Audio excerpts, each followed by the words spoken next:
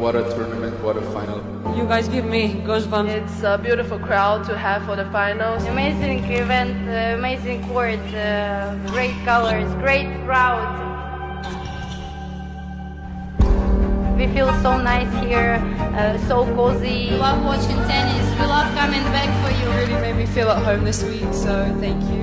Ați făcut cea mai frumoasă săptămână a vieții. Suportul dumneavoastră mi-a dat aripi în această săptămână. Ați fost absolut minunați. Este un vis împlinit. Transilvania Open este mai mult decât un turneu, este o emoție. Toate aceste amintiri vor sta cu mine pentru tot restul vieții. Vă mulțumesc din inimă.